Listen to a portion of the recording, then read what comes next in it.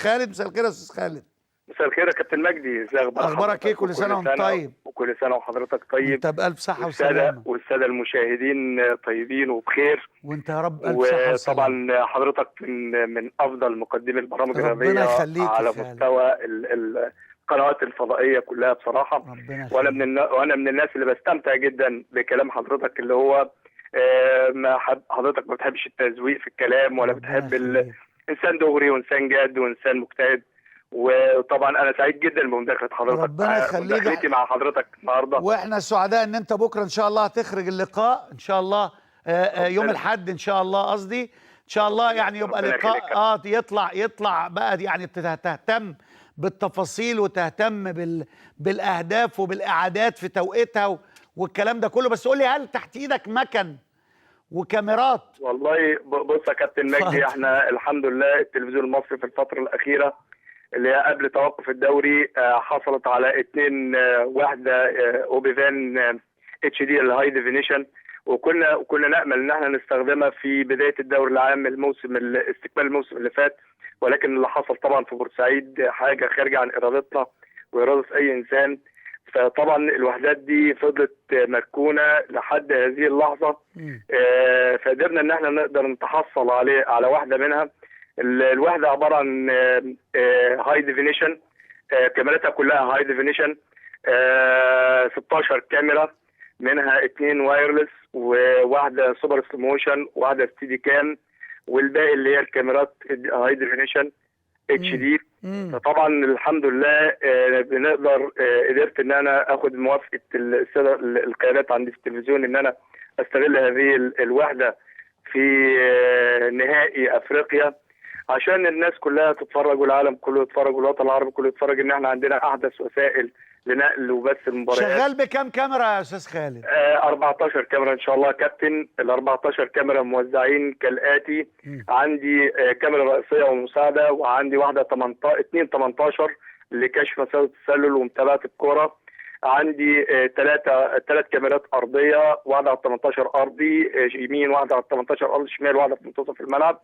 عندي 2 وايرلس، دي طبعا انا بستعملهم كمتحركين انه ينزلوا يجيبوا لي التسخين في وحدات خلع الملابس لكلا الفريقين، وخروج اللاعبين ودخول الكاميرا لمنطقه الحكام اللي هي غرفه الحكام، وخروج الفرقتين من المكان المخصص ليهم لارضيه الملعب. السوبر سموشن حاططها خلف المرمى، لان دي طبعا من احدث الكاميرات، لان العدسه بتاعتها 101. العدسه دي تقدر تجيب لي ادق التفاصيل للكوره والاحداث اللي موجوده في الملعب. في عندي كاميرا عكسيه طبعا لمتابعه دكه البدلاء والمدربين في كلا الفريقين. عندي طبعا الاهم من كده، انا خصصت كاميرتين مخصوص لاسر الشهداء، لان طبعا انا عرفت ان ثالثه شمال هيكون مقيم فيها، هيكونوا جالسين فيها اسر الشهداء وصور الشهداء. فخصصت كاميرا متابعه احداثهم. الكرين مخصصه من ناحيه الاتجاه العكسي الخاص بيهم، بحيث ان انت عارف حضرتك ان لينا فتره كبيره جدا احنا كمشاهدين بنفتقد الجماهير في المدرجات. بالظبط. بنفتقد الرياكشن للجماهير في المدرجات. بالظبط. بنفتقد حضرتك يا كابتن الالتراس الاهلاوي. احنا بدأنا ننسى مش بدأنا نفتقد، بدأنا ننسى. والله يا كابتن، يعني احنا هو الماتش ده طبعا جاي بتكليف الكابتن هشام رشاد طبعا، فحمل عليا، بس انا بحاول بقدر الامكان ليا 3-4 ايام في جلسه مع الساده المصورين، بحيث ان كل واحد فيهم عارف الاتجاهات بتاعته ووظيفه كل كاميرا. قعدت مع المهندس المتخصص للهاي ديفينيشن الوحده، طبعا هو متعاون جدا، والمهندس جلال متعاون جدا، وشيء على اعلى مستوى من التقنيه، مع الباشمهندس محمد المحروي المسؤول عن وحدات الاذاعه الخارجيه، الراجل برضه. يعني ننتظر يا استاذ خالد يوم الاحد باذن الله، يعني تصوير متميز بتقنيه عاليه بامكانيات كبيره ان شاء الله باذن الله باذن الله. بس انا اللي عايز اقوله والفوز يبقى كابتن حاجة للنادي واحدة. الاهلي. اتفضل. ان شاء الله. الحاجه الوحيده بس اللي عايز اقولها ان الجماهير، انا من النوع اللي ما بحبش العادات كتير.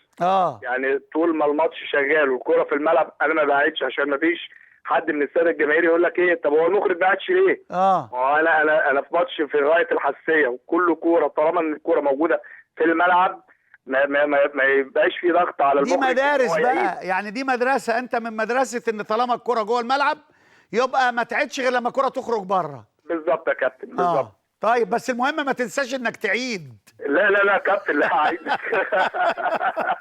لا طبعا هعيد يا كابتن، واتمنى الفوز طبعا للفريق الاهلي ان شاء الله باذن الله، ونسعد باللقاء وربنا يكرمنا ولمصر اهم حاجه مصر يا كابتن. ان شاء الله. استاذ خالد عبد العاطي مخرج